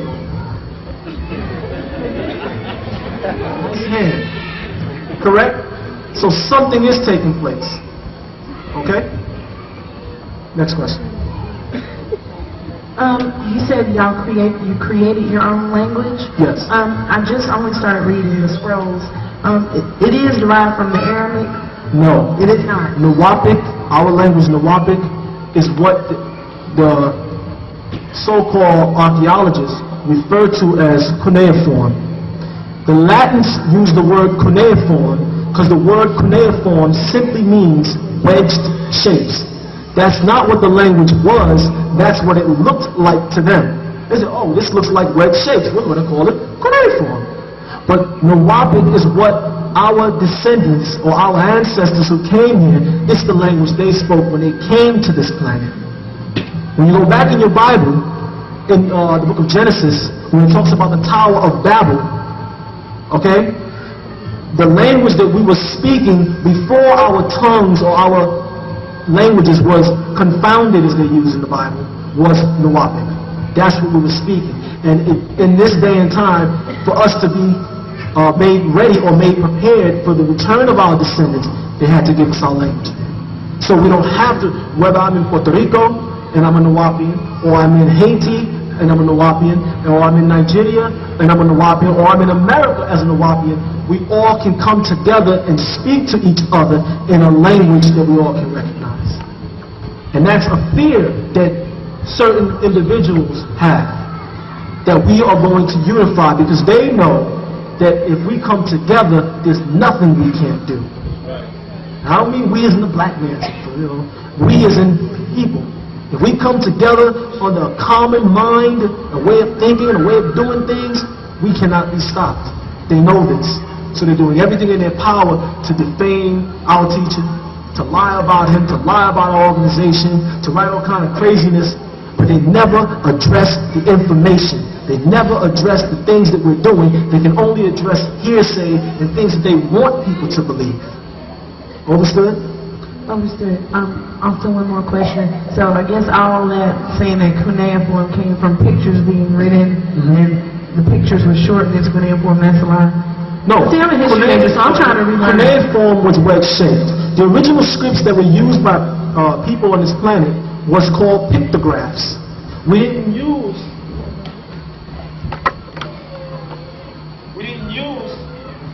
letters, right? For example, today, if you want to say sun, you'll say this or this. But when we use pictographs, we drew this. Now, regardless of where you go, that would be the symbol of a... So it eliminated the confusion. But when they took us away from pictographs, what we also refer to as hieroglyphs, and took it down into scripts, whether it was heretics, or Aramaic, or Arabic, or Hebrew, that's when the confusion came in, because you got away from what was really being spoken about, and it left room for interpretation. For example, if I say, you are the sun of my world, what do I mean? Now, if you're a person new to the English language, you're confused. You're saying, I'm the sun of your world? I'm not the sun. But we in America know what you're saying is, you make me feel good. You're like the light of my day. You know, all the romantic stuff you use. You're just so, when I see you, I just melt. You understand? This is what we take it as today. When we get back to our language and get back into the feel and the emotion of it, then we remove all the spell, all those things they're using to keep us enchanted. Okay? So it's good to just study history. But remember, his story is a what?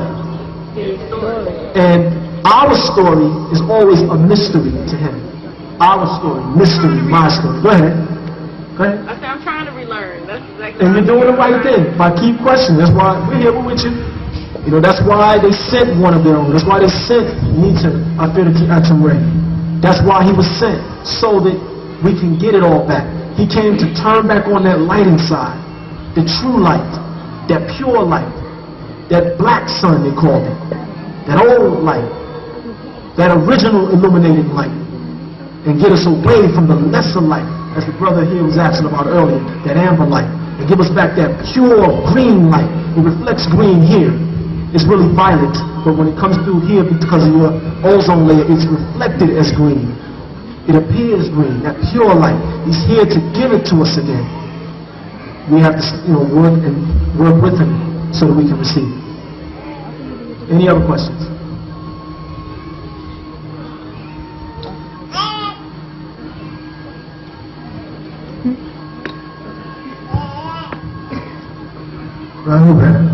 My question is, how do the Luciferians and the reptilians or Chalibans or whatever you want to call them, how do they put negative thoughts in your mind? Because at one time, I listened to the tape and it said they can hover over your body and assimilate themselves to your brainwaves. Do they do to one specific person, or is it like an overlay of everyone? No, they call them walk-ins. Because human beings, because we're only using 7% of a 52-ounce grain, they're able to manipulate that other 93%. Understood? And they watch you when you're angry. That's one way. When you're depressed, when your consciousness is falling, if you want to use the Bible. And they're able to manipulate your brain patterns and come in. These beings exist when you look at, just say, music. In music, you have a beat and a what? Rest. And a rest. Now, what is that space in between the beat and the rest? It must be a beat. But some people say no, because there's no sound, it's nothing.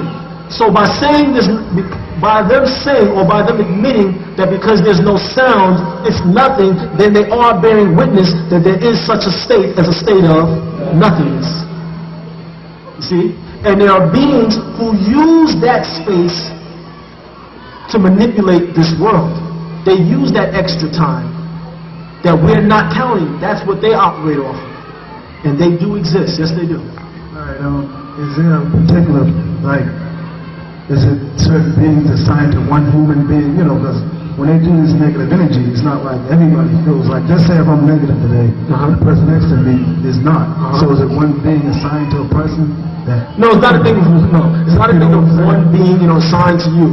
You can't do that to yourself, though. When you play with things like tarot cards and Ouija boards, you can't open up a vortex and have beings that come and play you. Yeah. And that can happen.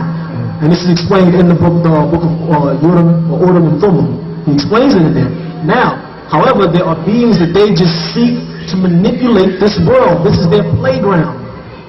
Understood? So they just go about doing devilishment. Jumping in, and that's what they tell when they talk about walkers. They just jump in and out of people, doing what they want, and we are responsible for that by opening up ourselves to those negative influences. You understand? By getting caught up in the bright lights and the colors and the music and all the things that we know are really a detriment to us. We'll say, I know that hip-hop music or R&B or the music of today is really not good for us. I know this, but I just can't help but listen to it. I mean, I know there's demons riding on those musical notes, but I can't help it. So we're basically saying, I know it's it's going to mess me up, but I'm an addict to it, so I got to listen to it. And then we say, so how can I control my thoughts? By getting away from all those things that you know are bad for you. Now, we're not saying that so you can run home today and smash all your records and your tapes and your CDs and throw them out the window and become a fanatic and 2 days later be right back on it. Like people do with cigarettes. I'll never smoke another cigarette again. Hour later. Tomorrow. I'll start tomorrow. It's being real with yourself to take it day by day and take the journey within. Address yourself. Stop pointing the finger at everybody else and start focusing on ourselves and correcting the problems that we know we got. Because everybody sitting here or standing here today, we all got a little something wrong with us. Right? I mean, be honest. So instead of talking, yeah, you know what he said, you know what she said, focus on, no, I need to get myself right.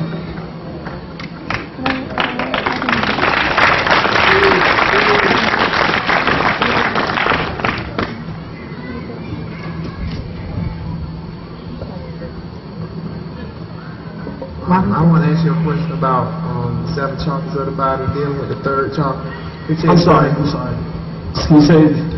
I want to ask you a question about the chakras of the body, dealing with the 3rd chakra. Could you explain more about chakras? Seats, okay. Yeah.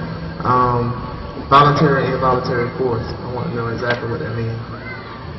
You lost me because you said about chakras and you said voluntary and involuntary. Yeah. The 3rd chakra, I think it has something to do with voluntary and involuntary force. I want to know exactly what that means. What does voluntary and involuntary force mean? Yeah. Voluntary are things that you're able to do of yourself. Involuntary things are things that the body does on its own, like your heart pumping. That's not, as we're sitting here right now, as you're standing here right now, you don't have to think to yourself, heart keep beating, heart keep beating, heart keep beating. Your heart is on its own rhythm and is beating naturally, correct? That's considered an involuntary function. Now, when you make a reference to the seats in human beings, the seats, each seat is like a socket. And in each socket sits a gland, whether it be the pituitary gland, the pineal gland, the adrenal gland, etc. These are different glands that sit in these seats. Each one of these glands or seats must be aligned, must be aligned, and when this happens, the ancients taught that when this happens, your body will begin to vibrate, and the pineal gland would open up like a lotus. And we'll leave it there. Any other questions? Fall back. I have a question about beings. I listened to the talk show and it was saying that's a perfect being. A perfect being? Perfect being. Has there ever been a perfect being? It depends on your definition of perfect. Meaning, to the people in the modeling agencies, a perfect being is a tall, slim, long blonde hair, all burned, little knot on the top, kicked to the side, little hazel eyes, you know, slim, little tannish, little light thing going, or hair parted on one side. They consider that a perfect being. Understood? Now, to me or to us, a perfect being is Niter TaMaRe. He's a perfect being. And it simply means a being who has been perfected. He's been perfected, and this is why he's able to answer every and all questions put before him. And that perfect being, to us, whether he is to Mr. Field, I don't even give a damn. But to me, he's perfect. Alright? And to us, he's perfect. And that perfect being is now turning others into perfect beings. Alright. Okay? I have a question. Okay, you know when they say a car accident, drowning, and they'll say, well, it was just their time to go. God wanted, you know, their name was up next on the book of whatever, and, you know, God was ready for them to come with him. Is that God, or is that these beings that you were talking about before that come and do, you know, like the walk-in or whatever? Okay, you have disagreeable beings who can be responsible for deaths. Meaning, there are disagreeable beings who are responsible for putting out drugs like crack and placing it in a society where people have either nothing to do or feel so down about their own personal worth because they've only been taught that you're good for nothing, that they have no choice but to resort to that drug, take crack, overdose on it, and die. They're responsible for that. Now, is there a God that's all-loving somewhere, looking here, that cares about us? No, not the way they're teaching. Our descendants, the Nitiru, the ancient ones, Elohim, Basam, the gods, they gave us the ability to think and reason that we may create our own societies, our own cultures. Meaning, we can all right now be in Atlanta somewhere, or in New York, or in California, correct? Saying, well, we're going to do this and we're going to do that, having a bunch of meetings.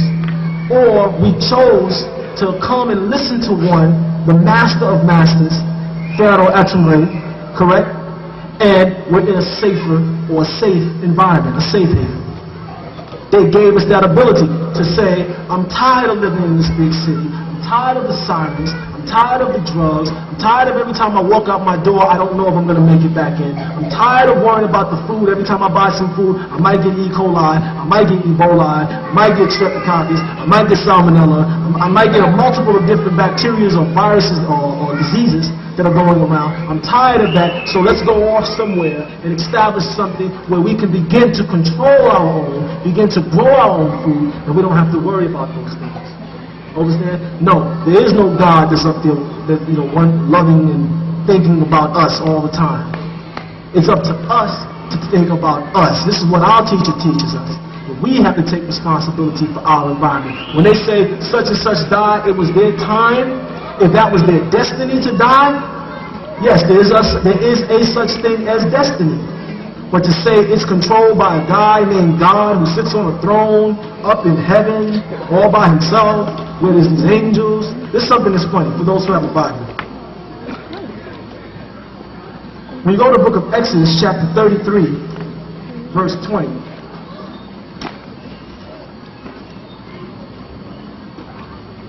In Exodus chapter 33, verse 20, it says, and he, God, said, you cannot see my face, for there shall no man see me and live. Now, correct us if we're wrong. Does this mean anybody who looks at God is going to die? Yes or no? Yeah. Say it again.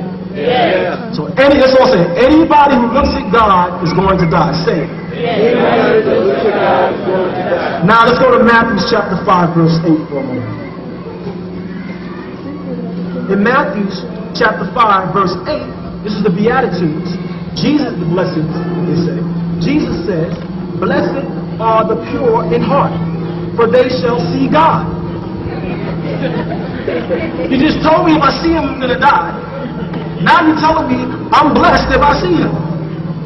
And then you tell me I should want to die to go to a place called heaven where I'm going to sit on the right-hand side of God. If I'm sitting on the right-hand side of God, that means I'm seeing Him. And if I see Him, I'm dying. And so if I'm dying, then heaven must not be a place of everlasting life. Which is it? Come on. Right now. Y'all see the game they're playing? That's a little game they're playing. No, we don't want that crap. Give it back to them. We want NWPU. We want facts. I've seen my God, and I didn't die. I've seen my God, and He's given me life. He's given me a reason to want to live on. And He's doing it for each and every one of us sitting here today. We've seen our God in human form, and we've seen the works of our God in human form, and we're not dead. So you tell Mr. Christian, you know, the good reverend, you tell him, and you tell all those fake religious people, they can have that stuff back. We want to see facts. That's all we want. Any other questions? Can you explain to me the non-ether and the meaning of Elohim and El? Okay. El or El Elohim. Okay, so we'll go the other way. I'll start with the El Elohim and go to the non-ether. When you refer to the word Elohim, Elohim simply means these beings. It is an Aramaic word or Hebrew word meaning these beings. When you go into the book of Genesis, where it says, and God said, Genesis chapter 1 verse 26, and God said, let us make man in our image. Genesis 1:26. That word, let us, that word is Elohim. It says in God, that word God is Elohim. A group of beings that decided, let's make these human people, these human beings on this planet. The reason you knew it had to be a group is by the fact that if it was one God, we should all look the same. Now look around. Everybody look around for a minute. Do we all look the same, yes or no? Say it again. So evidently there had to be a multiple types of features and looks that were standing there when they were creating human beings. Okay? When you say El, El can be Anu, who is the El of all of the beings in his realm referred to as Lahut. El simply meaning the highest of them. El can be the being referred to as Mikael or Michael or Melchizedek, who is the El or the highest of all of the angelic host. El can also be referred to as far as Tammuz, who is the El or the deity that was assigned to human beings. We refer to him in our culture of TaMaRe as Haru or Horn or Horus. Understood? El can also be you when you're amongst us, as we're all sitting here, we'd be considered Elohim. Let's all say that. Now, when you leave here and go amongst people that have no knowledge of this information, to them, you become an El. You become a wise person. Though to you and I, when we're together, we say, we don't know nothing compared to the master. Man, he's wow.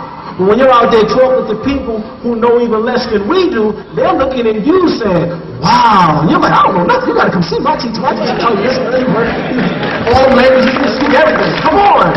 Next Sunday, I'll pick you up. Okay, now, to non-ether.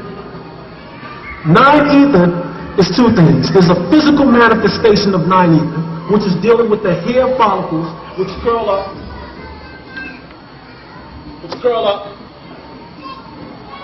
Like that, which most of us, we don't even have anymore because of interbreeding, as you have it. Or non-ether as the science called NWPU. NWPU is a science that takes us to sound right reasoning, that takes us to the highest of all existing gases. Non-ether is a combination of all existing gases, all existing elements, as you have it, for lack of a better word. The highest point that you can reach would be non-ether. Understood? And that would be in your etheric state where you would no longer have a physical body. The physical body, as taught by Pharaoh TaMaRe, is the plague or the bacteria that keeps us trapped here on earth. that keeps us caught up in the wrong things. Understood? Now, we're not saying don't kill yourself. For those who, will say, well, I don't need a physical body. It's saying that the physical body while you're here is a vehicle by which to educate, for lack of a better word, your soul or the real you, so that when you cease to breathe on this physical plane, the real you will be able to move on into other states of existence. Does that answer your question? Any other questions? Yes. I'm curious to know, why is it so difficult to understand legal terminology or the way they instruct the laws through law school and having it not interpreting their laws? Because it was never meant for you to understand. Because it's not your law. They say it's called the, what system? What's the name of the system? Criminal justice system. Say that word with the J. Say it again. Just us, the people that were writing it. They didn't plan on you being involved in that mess. Understood? So it's difficult because it's worded not for you not to understand. That doesn't mean you shouldn't be. No, we should go on in there and learn to understand it. So when we go into their courtroom and we play in their game on their court, we know the rules to the game. Most of the time we go to court, we lose. We have one amongst us, TaMaRe, who does know the rules to the game. That's why every time they try to come at him, they put out something, a newsletter. We put it out, they can't fight.